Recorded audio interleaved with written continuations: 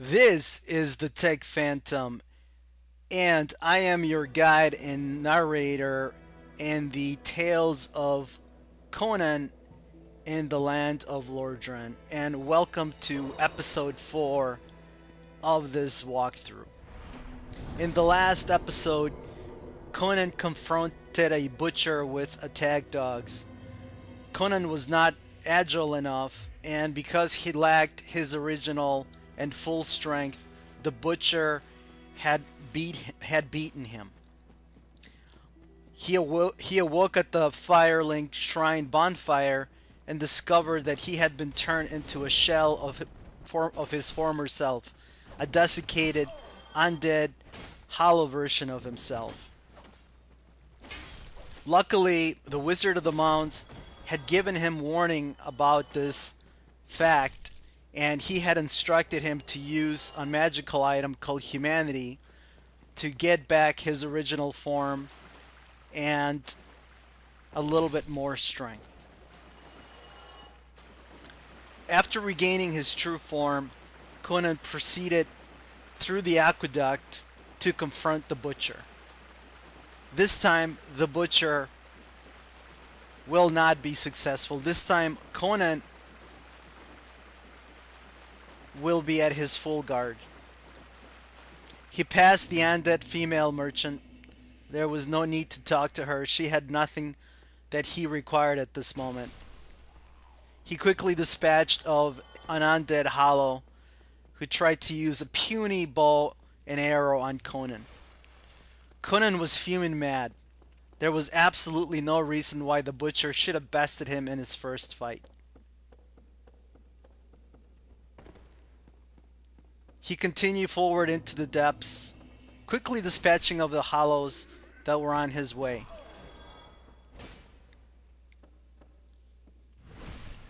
These hollows were weak, but they could gang up on you, and even with their broken swords, they could be dangerous if not taken seriously.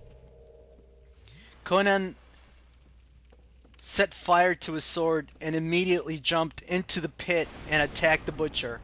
As he did so, he screamed, "I am back, butcher." The butcher was quickly down. Conan's fire claymore had absolutely no problems dealing with the butcher. He also killed the undead dog and proceeded forward into a swampy basement that was again full of dogs in what was clearly an ambush. One hollow made at him with a torch and another one with a broken sword, and two more joined as well, but they were no match for Conan's claymore. As he proceeded forward, he saw another butcher and another hollow set up for yet another ambush. He backstabbed the butcher and continued to fight him. The second butcher was down. He looted the sack from the butcher, and as he did so, he was aghast to discover that the butcher was actually a female. Apparently, these butchers, under the service of Tulsa Doom and the snake god Set, ate and cannibalized other humans and each other, and as they did so, they became more and more powerful and more manly, to the point where they did not even look like females anymore, but they were indeed female butchers. He met a curious character called Laurentius of the Great Swamp, who had been slated to be the next meal of the butchers. He took pity on Laurentius because Laurentius reminded him of his friend Subotai and freed him. Then he came upon a very large rat. Conan immediately thought, "No, I hate rodents. I hate rats." And indeed, this was true. There was nothing that Conan despised as much as magic other than rats and rodents. The Wizard of the Mounds had told him that rodents ate the leftovers from the butchers, and as the human flesh accumulated in their intestines, it combined and eventually became the magical item humanity. So it was good to butcher the rodents, not only because they were nasty and they would attack you upon seeing you, but because you can also loot humanity from them. He proceeded through a nasty, smelly, foul swamp, and he found an open area that was full of rodents and rats. He would have to be careful. One rat was not a challenge, but multiple rats were indeed difficult to deal with. And in addition, there was a sorcerer that was protecting an item in the back and buffing the rats and egging them on, turning them into frenzied animals that attacked with much more power than normal. After dispatching the rats, Conan proceeded forward to take on the six-eyed sorcerer. The sorcerer had a trident that had lots of range, so he needed to be careful of that. He was also surrounded by two additional rats that tried to surprise attack Conan. That would not work. Conan finally claimed his price, a large titanite shard. His father, who had been a blacksmith, had told him that in order to increase a weapon's sharpness, he needed to find special embers. The embers would help sharpen the blade, and the shards would help make the edge and make the weapon more and more powerful. Now that he had found the large shard and the large ember, he could go back to his friend, the blacksmith Andre, who had an uncanny appearance and resemblance to Conan's father. And he could ask for his help in sharpening and leveling up his sword. Two more rodents were in the way, which Conan quickly dispatched. Since he was down here in the swamp, he decided to explore a little bit further. Down into the lower areas, he found even more rats. He quickly dispatched of them. There were also jelly-like creatures that would rise from the swampy waters and try to attack you. This place was foul-smelling, and there were all kinds of nasty creatures, including some frog-like animals that spewed a cursed cloud in front of them. He was invaded by dark spirit knight Kirk. As he fought Kirk, Conan gave him a warning and said, "You think you are the true dark spirit, but you are not. I am the true dark spirit." Kirk was quickly dispatched.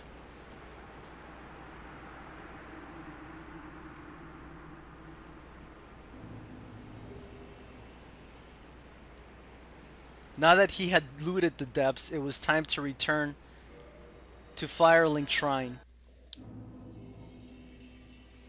He decided to talk to the crestfallen warrior.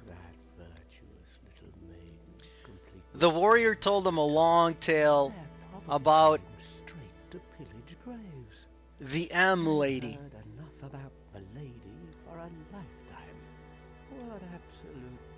Apparently, she was headed for some kind of a dangerous mission. Conan thought to himself, "Ah, a damsel in distress. I will help her." He will look for this damsel indeed, and he would talk to her and see if he could be of service to her. did that nutty sorcerer make it back? The crestfallen merchant also talked about Griggs of Vinheim, calling him a naughty sorcerer, and wondering if he had indeed come back to Firelink Shrine. How did that old Conan man chuckled. make it back? He had already seen Griggs, and Griggs was safely back at Firelink. Stranger things have happened.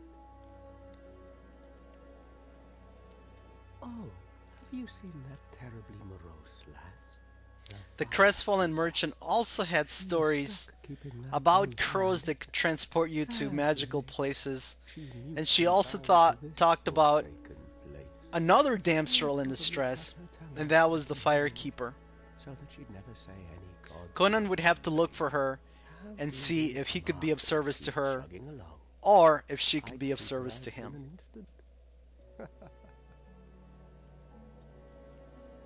After all, what is a hero I'm not up for chatting.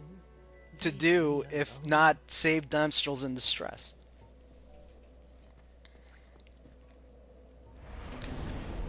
Conan had gained much power and much loot down in the depths, and now it was time to use it.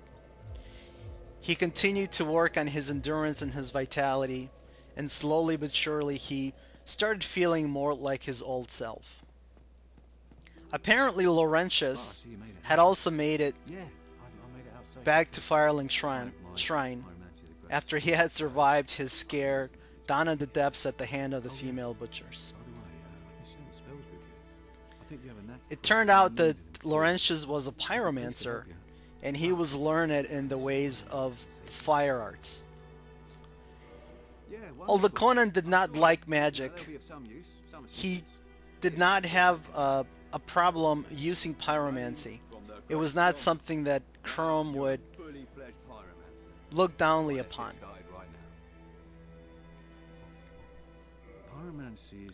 Also, his father, the blacksmith, had shown Conan how to use fire to make swords, to make weapons. So Conan understood fire and was not afraid of fire. He knew how to use it. He knew how to make fire his ally. Goodbye. Be safe, friend. Don't you dare go on. Laurentius was a good chap. He gave Conan a couple of words of encouragement and bid him farewell. Conan did the same with a friendly wave. Up the stairs and to the church. But first, let's check up on Griggs. Oh, hello. I regret meeting you under such compromising circumstances. At least we both Griggs was thankful that Conan had helped, but apparently Did you see them? was The young not clerics in the catacombs, keen on teaching him kindling his its magical flames and secrets. bonfires. But he did Poor talk young girl about, sent down into a tomb. What a terrible mission she has brought. a lass again that was in distress. Conan did go up to church this time, and he found Petrus along with two other battle clerics. My guests have finally arrived. Petrus said that the clerics were actually his compatriots and his friends, I'm afraid I will be and saying that they goodbye were soon. guarding a was a queen who pleasure. was in a dangerous mission, or a lady who was in a dangerous mission. One of the clerics was apparently a babbling idiot. He wouldn't have much to say. What have we here? You The other look one raggedy. was I'm the very king. The conceited, least you can do is look sharp. and he actually Dare me, my lady. insulted Conan. You might scare her off for good. This cleric didn't understand that the loincloth that Conan was wearing was made out of panther skin, which Conan had killed and skinned himself. Must not let this curse overcome us. The lady was not very impressed with Conan either, probably because of his barbaric attire. But she was a lady, and she was a damsel, and she was in a dangerous mission, so he would not hold that against him. The battle clerics, however, had made him angry. He will have to have words with them in the future. Well, it was time to go to the blacksmith. It was time to go see Andre. Conan had a lot of respects for blacksmiths. Blacksmiths were normally the most intelligent shop workers in the village. And that is because they did not believe in alchemy. They actually use experimentation and use their brains to understand steel and to make weapons. His father had been a master at this, and he had been able to forge incredibly beautiful and incredibly strong weapons. The rest of the villagers thought that the blacksmiths worked magic, but the blacksmiths understood the metallurgy of a sword, understood what happened when you combine iron and carbon, heat and ice, and how to heat treat a weapon properly to make sure that it was strong and not brittle, that it could hold a very strong edge.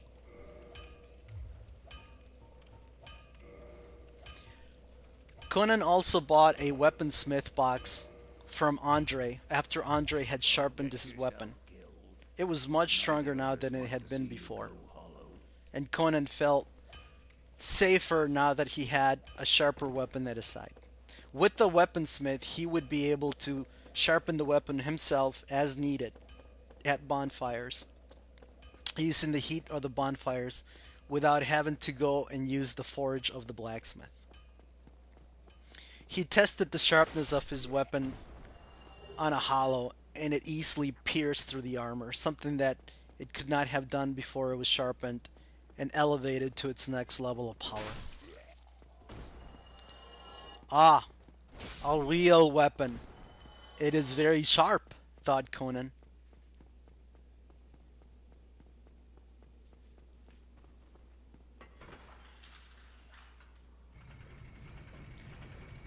He tried to remember what the crestfallen warrior had told him. He had mentioned a bell up above, which he had rung, but he had also mentioned a bell down below.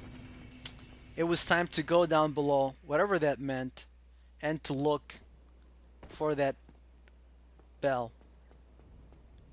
But before he did that, he explored Firelink Shrine a little bit. He quickly discovered a way leading up to a gigantic nest crow. He curled up into a ball, and he thought he could fool the crow into picking him up and taking him to another nest. He waited patiently for the crow to show up. The giant crow finally came, looked down upon his nest. Crows did not have very good eyesight. And to the crow, the curled up Conan looked like an exact copy of one of his eggs. He clutched Conan into his claws and flew him into another nest. The other nest that Conan was hoping to be dropped off in was the one back at Northern Asylum, which he had seen a while ago. And this indeed was where the crow had left him. He was back at Northern Undead Asylum. There were more enemies here this time, and they were stronger than before. Luckily, Conan had his newly sharpened claymore, and he was much more powerful than his first time here. The torch-wielding hollows were no match for him. He went through the courtyard and was attacked by two more hollows. He cut him down quickly with his claymore. He proceeded forward, and he wanted to talk to his friend Oscar the Knight. Oscar had died and had passed away at the very beginning, but Conan came back hoping that maybe he could loot something from the body. Well, the body was alive, but apparently in this land, a dead body of a human in some cases turns into a hollow, which will attack any human upon seeing them. Conan duel Oscar the Knight, and he was saddened that he had to kill him for good. He was able to loot a very good item from Oscar, and that was a crest shield. The crest shield was imbued with a magical enchant, which made it very, very resistant to magical attacks. As somebody that despised magic, but happened to, for whatever reason, always be confronted by mages, this was an item that would come in handy if he wanted to use the shield. However, he trusted his claymore even more than any shield, so he thought that he did not need to use a shield after all. The claymore was good enough. He found a hidden room that was guarded by two hollow undead soldiers. He opened the door with the key that he found on the roof near Firelink Shrine, and he found the magical ring. It was the rusted iron ring, which would allow him to walk on swampy lands without any kind of movement penalty.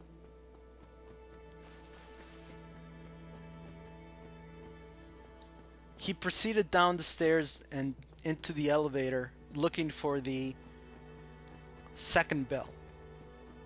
The bell that the crestfallen warrior had set was down below.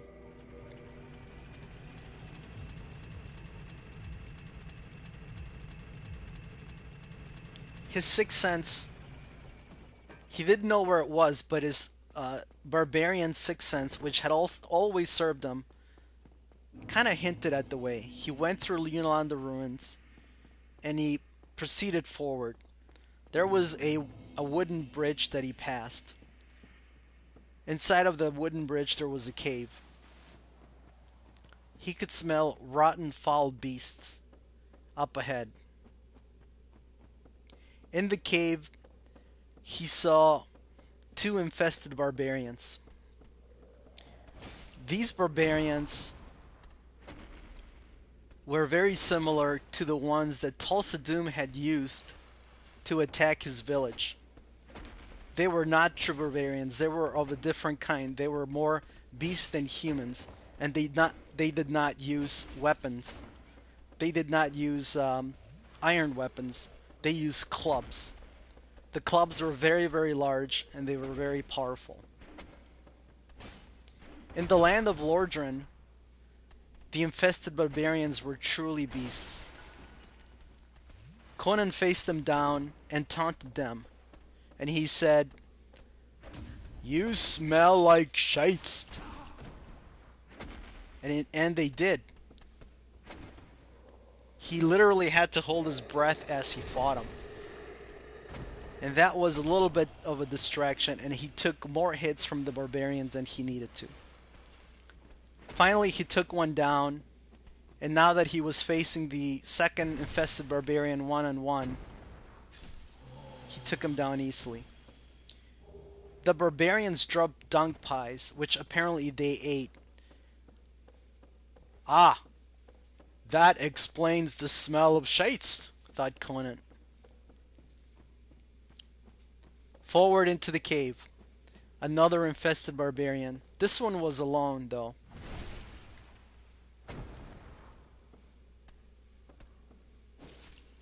He was slow and plodding, and he quickly was cut down by Conan. He even dropped his large club. A powerful weapon, thought Conan, but again, useless. Especially when you compare it to the power and the grace and the fluidity of his beloved claymore.